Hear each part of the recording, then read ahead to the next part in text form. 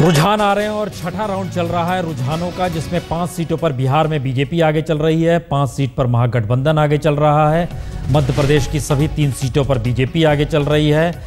कर्नाटक में बेल्लारी ग्रामीण सीट जो है वहां पर कांग्रेस आगे चल रही है। शिकारपुर में बीजेपी आगे चल रही है। पंजाब के पटियाला में कांग्रेस और तलवंडी में अकाली दल आगे चल रहे हैं।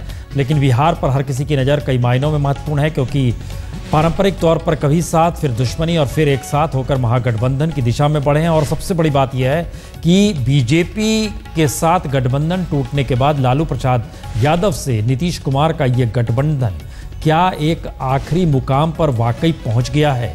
2 सीट पर जनता दल यूनाइटेड आगे चल रही है, 2 सीट पर आरजेडी आगे चल रही है और 1 सीट पर कांग्रेस आगे चल रही है, 5 सीट पर बीजेपी आगे चल रही है। शाहनवाज जी, एक सवाल अब, अच्छा शाहनवाज जी हमारे साथ अभी नहीं है। बड़ा महत्वपूर्ण सवाल उठाया गया था कि क्या स्थिति बिहार के भीतर, बीजेपी के भीतर इस उपचुनाव के परिणामों के बाद कुछ उठापटक की स्थिति बन सकती है। ये एक संकेत था। रघुरंजन जी, हम नेताओं के पास जाएं, आपसे जानना चाहेंगे क्या बिहार में जो पूरी राजनीति अभी जिन हाथों में है वो सभी जेपी आंदोलन से निकले हुए, चाहे वो सुशील मोदी हो, चाहे आरजेडी हो, चाहे जेडीयू हो, और वो उसके बाद जो वोटरों की तादाद बिहार में है, संयोग से जिस वोटर को तय करना है वो 74 के आंदोलन, 75, 76 उस देखा नहीं है उसने, उस बाद की स्थिति उसको पता भी नहीं है इन चीज़ों। क्या इसीलिए राजनीति परिवर्तन करने की जरूरत है, या ये मान लिया जाए कि जी नहीं, जितना बार प्रयोग में ले आया गया है मंडल और कमंडल दोनों को, इससे अब उब चुका है लोग? नहीं, मेरे ख्याल से 74 आंदोलन से अब कितना लंबा साल हो चुका है। ये लीडर बिल्कुल, मैं तो कहूँगा कि अंगद के पाँव की तरफ परफॉर्म किए हैं अस्थिर राजनीतिक युग में, लंबा टिके हैं ये। और इन लोगों ने अपने राजनीतिक प्रयोगों को भी बार बार अब तरह तरह से दोहराया है। अब मेरे ख्याल से ये थक गए हैं और पब्लिक इनसे ऊब गई है और चेंज होगा ऐसा दिख रहा है। मतलब बिहार में सरजमीन पे और शिखर पे दोनों जगह राजनीतिक तौर तरीके, राजनीतिक मुद्दे सब में परिवर्तन की आहट है, एक नई राजनीति की आहट है। ओके, मनीषा जी, क्या बिहार के ये चुनाव परिणाम आने वाले विधानसभा चुनाव तक हर राजनीतिक दल को मथने की स्थिति में ले आएंगे, जहां उसको लगेगा कि वाकई उसमें अगर परिवर्तन नहीं किया तो वो हाशिए पर चला जाएगा? नहीं, ये मंथन तो आप देख रहे हैं हो ही चुका है। एक तरह का मंथन नीतीश कुमार को करना पड़ा कि जिस गद्दी के लिए कभी उन्होंने सुशील मोदी का सर कलम किया और वहां तक वो बढ़े, उस कुर्सी को ही छोड़कर अपना राजनीतिक अस्तित्व उनको निभाना पड़ रहा है। इन लोगों के पुराने साथी रामविलास पासवान का इनको छोड़ जाना अगर आप देखें तो आज सबसे महंगा पड़ रहा है। तो दलित समाज या महादलित समाज जो खेमों में बांटकर जो राजनीति की गई थी, उस राजनीति को दरकिनार करना पड़ा है। तो वो मंथन एक तरह से पूरा हो चुका है। लेकिन उस मंथन पे सबसे बड़ा निशानिया सवाल ये है कि लालू यादव को नीतीश कुमार ने जंगल राज से जोड़ा और खुद को सुशासन पुरुष बताया। अब विकास के उस पूरे एजेंडे को भी उनको दरकिनार करना पड़ा है कहीं ना कहीं राजनीतिक अस्तित्व के लिए। और दूसरी तरफ आप देखें तो उस जिस आपने महासमर महाआंदोलन की बात की, बिहार का राजनीतिक नेतृत्व अब भी वहीं अटका हुआ है। उस पूरे लीडरशिप जो जनरेट हुई सेकंड रंग की जयप्रकाश के मूवमेंट के दौरान, उसमें से लालू मुख्यमंत्री बन चुके, नीतीश मुख्यमंत्री बन चुके, केवल 2 कद्दावर लोग अभी भी रहते हैं। उनमें अग्रणी हैं सुशील कुमार मोदी और एक है अब्दुल बारी सिद्दीकी। तो अभी अब्दुल बारी की बारी तो अभी नहीं आएगी, क्योंकि समाजवादी धड़ा जो है उसको, जो दलित समुदाय है उसको अपनी तरफ रखना है, नहीं तो रामविलास उधर खींच ले जाएंगे। तो वेटिंग में अभी एक वो रह जाएंगे। हालांकि समाजवादी धड़ा के पास वोट बैंक जो सबसे मजबूत है वो माइनॉरिटी वोट बैंक होगा। तो माइनॉरिटी और दलित को मना के रखना ये समाजवाद की राजनीति हो जाएगी। और इधर की राजनीति जो है उसमें कहीं ना कहीं सबको ये मानना पड़ेगा कि शायद ये बारी जो है वो सुशील कुमार मोदी की हो। तो लीडरशिप पे ये सवाल टिकेगा और विकास के मुद्दे को क्या बीजेपी एक स्थानीय रूप में परिवर्तित कर पाएगी, उस एजेंडे पे किस तरह से अब से लेकर 2015 तक कैंपेन कर पाएगी, इस पर ही पूरा भविष्य टिका हुआ होगा, निर्भर होगा। नहीं मनीषा जी बिहार को ये समझना होगा मनीषा जी, एक सवाल हर के जहन में है कि क्या वाकई लालू यादव हो या नीतीश कुमार हो या XYZ कोई हो, क्या उसके साथ पूरी जाति का वोट बैंक शिफ्ट करने की स्थिति में है जो पहले होता था?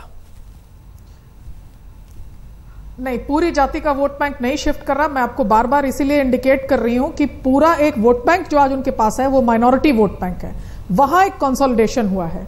और उसके अलावा लोभ लुभान मान मनौवल की राजनीति बाकी जातियों के साथ है। बाकी जातियां उस तरह से गोलबंद होकर उनके साथ अब नहीं है। कहीं ना कहीं जो अति पिछड़ा वर्ग भी है, जब लोकसभा चुनावों के दरमियान जहानाबाद जैसे इलाके जहां की आप जानते हैं अल्ट्रा लेफ्ट राजनीति, माओवादी या नक्सलवादी वामपंथी राजनीति का एक तरह से बहुत वो गढ़ रहा, वहां के दलित भी अब ये बात पूछ रहे थे कि आखिर हमारे जो फ्यूचर है, हमारे जो संतान है, उनको अब क्या मिलेगा? क्या वो एक ट्रेन पे चढ़ के और मजदूर बन के पूरे भारत में एक्सपोर्ट होंगे? क्या वो सूरत और पूना ही जाते रहेंगे कि कुछ बिहार की धरती पे भी होगा? तो ये सवाल एक तरह से विकास में हमारे लिए क्या, ये सबसे अहम सवाल है जो बिहार में अब हाशिए पर भी पूछा जा रहा है। तो एक तरह से दोनों गठबंधनों को यह समझाना पड़ेगा कि कहीं ना कहीं पीछे की राजनीति छोड़ इस सवाल पर ही हम निर्भर रहेंगे तो हाशिए पर विकास की राजनीति, तो एक तरह से ये मंडल कमंडल दोनों युगों को दरकिनार कर हाशिए पर क्या दिया जा सकता है, क्या सब्सटेंटिव काम किया जा सकता है, इसकी एक राजनीति जो सवाल युक्त राजनीति है, नीचे से ऊपर के नेताओं पर सवाल किया जाएगा। इस राजनीति और इस झिंझोर से एक नए बिहार के निकलने की आशा है। और ये उपचुनाव एक महत्वपूर्ण प्रश्न विराम है जो अभी पूरा एक पॉलिटिकल चर्निंग है, उस पे कोई भी गोलबंदी या लामबंदी या गठबंधन वो अपने आप को कंफर्टेबली इस पोजीशन में नहीं बैठ सकती कि अमुक वोट बैंक, अगर एम मेरा है तो वाई अब मेरा नहीं है, माई अब हम नहीं कर सकते। एम मेरा जरूर है लेकिन वो किसी अन्य कारणों से मेरे साथ है, अगर मैंने परफॉर्म नहीं किया तो शायद वो अपैथेटिक हो जाए और दरकिनार होकर बैठ जाए। तो जिस तरह से दलित वोट बैंक जिसमें महादलित और दलित में सेंध मारा, तो ये आप देख सकते हैं कि किसी भी आप फॉर ग्रांटेड नहीं ले सकते, कोई भी जाति अमुक जो है आपके पास केवल जातिगत नारेबाजी के तहत आपके पास नहीं आएगी। ओके, अभिषेक, क्या इस चुनाव प्रचार के दौरान विकास का मुद्दा जो मोदी जिस बात को लोकसभा चुनाव के दौरान कहते चले गए और नीतीश कुमार जो लगातार विकास का जिक्र करते थे और ये मानकर चला जाता था कि उनका जो विकास मॉडल है, क्या ये कहीं चुनाव प्रचार के दौरान टकराया या इसका जिक्र ही नहीं हुआ? और जिक्र अगर हुआ तो किस रूप में हुआ? प्रसून जी, देखिए, विकास का जिक्र दोनों तरफ से हुआ। नरेंद्र मोदी के विकास का जिक्र बीजेपी ने की, नीतीश कुमार के विकास का जिक्र भी हुआ, लेकिन ये कागजी रहा, फेसबुक पर रहा। नीतीश कुमार और बीजेपी की जो विकास का जिक्र हमें दिखाई दिया, लेकिन जमीन पर जब चुनाव हुए तो विकास कहीं मायने नहीं रख रहा था। पूरा का पूरा चुनाव एक तरीके से कह सकते हैं कि दोनों गठबंधन के बीच जो जातियों का जोड़ है उसे लेकर चुनाव लड़ा गया, उनको जोड़ने की पूरी कवायद थी। और अभी जो हमें रुझान दिख रहा है प्रसून जी, ये शायद जातियों को या कह सकते हैं दोनों जो धड़े हैं महागठबंधन और एनडीए, इनके वोटों के गोलबंद होने की स्थिति दिख रही है। हालांकि चुनाव के दौरान जरूर कोशिश की गई, क्योंकि नीतीश कुमार और लालू यादव दोनों जब एक मंच पर होते थे तो आप कल्पना कीजिए कि लालू यादव को जहां विकास से कभी नहीं जोड़ा गया, वहीं नीतीश कुमार को विकास पुरुष माना गया। मंच से भी चर्चा होती रही, ज्यादा चर्चा फेसबुक पर रही, क्योंकि जितनी बार नीतीश कुमार फेसबुक पर अपने विकास की चर्चा और 7 सालों की चर्चा करते रहे, बीजेपी उसका जवाब अपने फेसबुक से, खासकर सुशील मोदी अपने फेसबुक से जवाब देते रहे।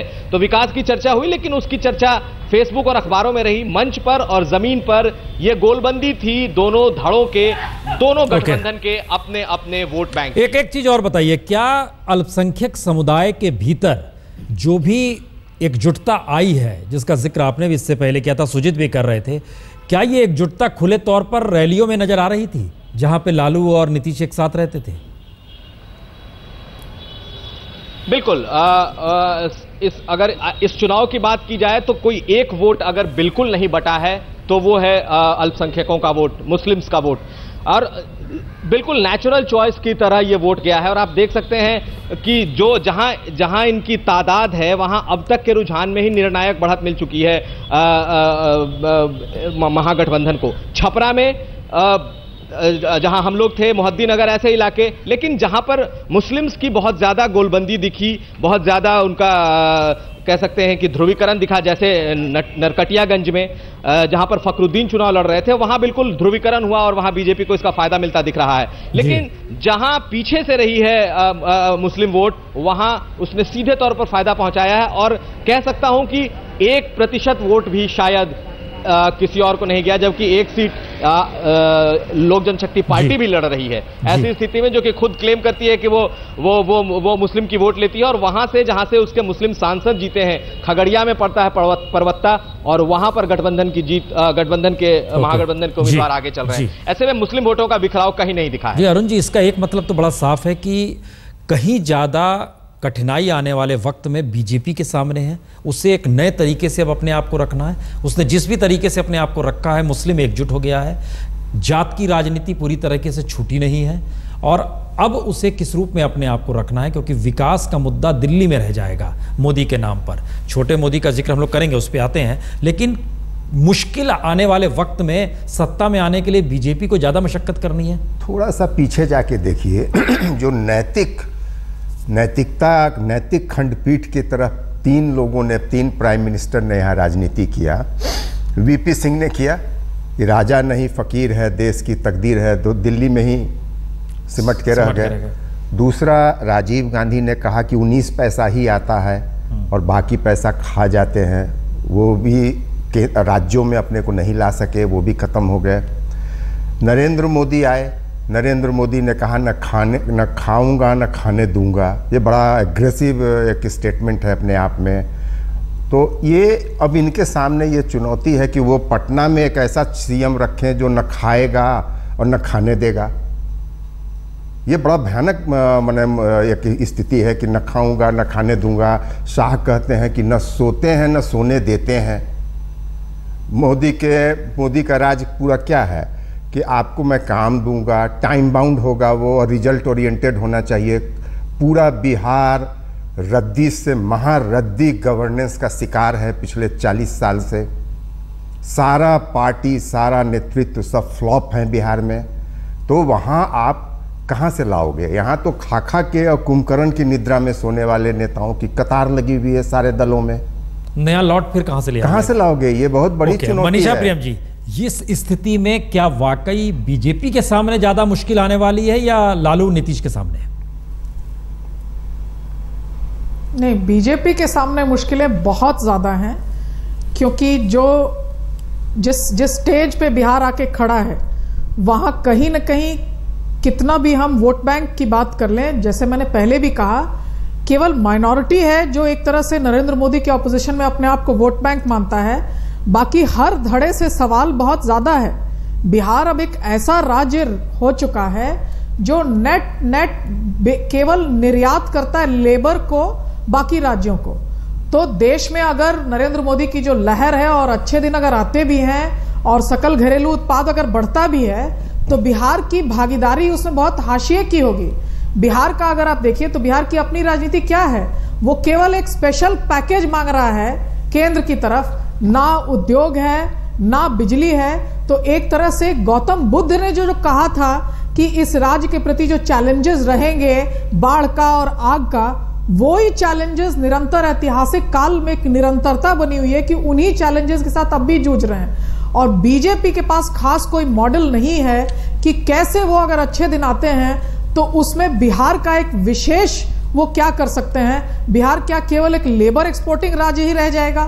तब फिर आपको केवल ट्रेनों पर और जहां आपकी लेबर रहती है वहां उनके जान माल की सुरक्षा की राजनीति करनी होगी। लेकिन ये वो राजनीति नहीं हो सकती है जिससे कि बिहार को आप भारत में राज्यों की जो काउंसिल है उसमें जो सही जगह बिहार की है वो दिलवा सकें। तो जद्दोजहद जो होगी वो इस बात की होगी कि जबकि भारत बढ़ेगा, बिहार अभी अंधकार में ही रहेगा, बिहार एक न्यूनतम हाशिए पे रहेगा। तो उस बढ़त जिसके लिए कि आप नरेंद्र मोदी को अगर होगा तो शायद कहेंगे कि ये जिम्मेवार हैं, उसमें अगर बीजेपी ही बिहार में शासन करती है, उसके बावजूद भी बिहार के पास एक बड़ा हिस्सा नहीं आता है, केक का एक बड़ा पार्ट नहीं आता है, तो क्या कहेंगे कि लंका में चाहे कोई भी राजा हो जाता है बिहार की जो स्थिति है वो वही रहती है। तो एक निरंतरता रहती है बिहार में अंडर डेवलपमेंट की, और जो पूरा एक काल बीत चुका है, अरविंद दास हमारे साथ अब नहीं है, लेकिन उनका जो चिंतन है बिहार पर, जो बिहार में अंडर डेवलपमेंट पर एक तरह से सोचता है, वो सोच, वो प्रश्नवाचक ही मूल प्रश्नवाचक बन के रह जाता है। और एक ऐतिहासिक युग होगा जिसमें बिहार की भागीदारी भारतीय लोकतंत्र में, भारत की विकास धारा में कहीं नहीं रह जाएगी। ये बहुत ही गहन चिंता का विषय है, और इस तरह के राजनीतिक परिवर्तन खास रास्ता नहीं दिखलाते हैं बिहार के लिए, बढ़त का रास्ता, न्यूनतम हाशिए का रास्ता। 18 सीटों के रुझान आ चुके हैं, जिसमें बिहार की 5 सीटों पर बीजेपी आगे चल रही है, 5 सीटों पर महागठबंधन। मध्य प्रदेश में 3 सीटों पर बीजेपी आगे चल रही है। कर्नाटक में 2 सीट पर कांग्रेस आगे चल रही है, 1 सीट पर बीजेपी आगे चल रही है। पंजाब में 1 सीट पर कांग्रेस आगे चल रही है और 1 सीट पर अकाली आगे चल रहे हैं। तो 18 सीटों का ये रुझान आया है। बिहार इस मामले में महत्वपूर्ण चला है कि क्या वाकई महागठबंधन कोई असर डाल पाएगा या नहीं डाल पाएगा जब परिणाम स्थिति में आएंगे। आरजेडी 2 सीट पर, जनता दल यूनाइटेड 2 सीट पर और 1 सीट पर कांग्रेस आगे चल रही है, जबकि 5 सीटों पर बीजेपी आगे चल रही है। तो बिहार के रुझान कहीं बीच वाला रास्ता भी पकड़े हुए हैं। अगर 2010 में असेंबली यानी विधानसभा चुनाव की स्थिति में देखेंगे तो 6 सीट उस वक्त बीजेपी के पास थी, 3 सीट आरजेडी के पास थी और 1 सीट जनता दल यूनाइटेड के पास थी। और पटियाला से परनीत कौर चुनाव जीत गई है। तो पहला रिजल्ट जो आया है वो कांग्रेस के पक्ष में गया है। पटियाला पहले अमरिंदर सिंह यहां से चुनाव जीते थे विधानसभा का, लेकिन उसके बाद याद कीजिए तो लोकसभा के चुनाव के वक्त वो अमृतसर शिफ्ट कर गए थे, जहां अरुण जेटली के खिलाफ वो मैदान में उतरे थे और अरुण जेटली को उन्होंने हराया था। तो पटियाला सीट पर कांग्रेस को जीत मिली है। परनीत कौर उनकी पत्नी हैं जो कि चुनाव जीती हैं। तो कांग्रेस के लिए एक अच्छी खबर है कि जिस तरीके से हाशिए पर सिमटती जा रही है कांग्रेस, ऐसे में पहला परिणाम कम से कम उसके पक्ष में आया है, और वह भी पंजाब से आया है जहां पर अकालियों की सरकार है।